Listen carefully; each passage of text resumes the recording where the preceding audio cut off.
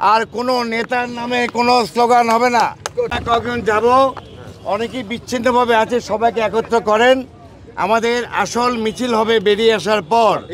সবাই একটু রেস্ট নেন, সবাইকে অর্গানাইজ করেন সুশৃঙ্খলভাবে। আর কোনো নেতার নামে কোনো স্লোগান হবে না।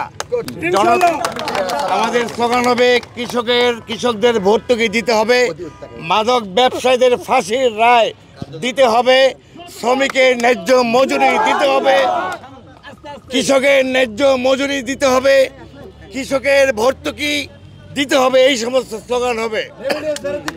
রেমিটেন্স ফেরত দিতে হবে। কোনো ব্যক্তির নামে কোনো নেতার নামে স্লোগান হবে না। রাজনীতিতে গুণগত পরিবর্তন আনার জন্যে আমাদের জনতা দলের সৃষ্টি, গতানুগতিক দলের মতো কোনো স্লোগান যেন না হয়। সবাই ঐক্যবদ্ধভাবে শৃঙ্খলার সঙ্গে থাকুন। আমরা ভেতরে যাচ্ছি। জেনারেল শামীম কামালের নেতৃত্বে লেফটেন্যান্ট জেনারেল সাব্বির,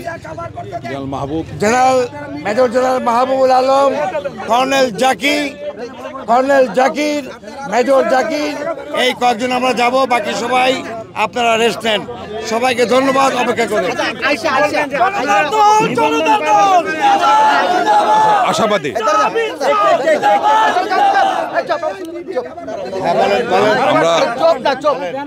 আমরা প্রেসকে পরে নিতে চাচ্ছি।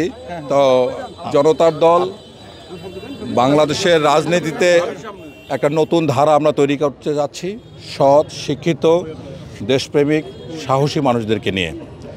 তো আমরা আজকে নিবন্ধনের জন্য আবেদন করছি। ইনশাল্লাহ নিবেদন পেলে সামনে নির্বাচনে আমরা অংশগ্রহণ করবো ইনশাল্লাহ। এবং এখানে যারা আছে সবাই অত্যন্ত উৎসাহী, অনেক মানুষ আসছেন।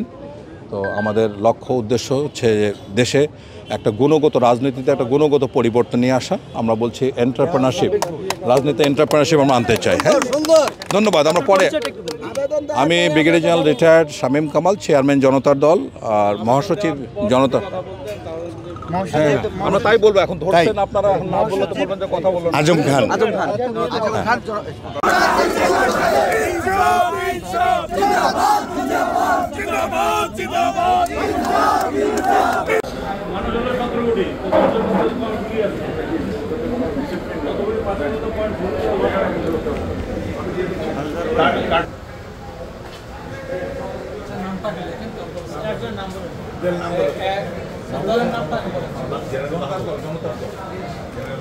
For more updates, follow us on Facebook, subscribe our YouTube channel, get the latest update on www.daily-sun.com.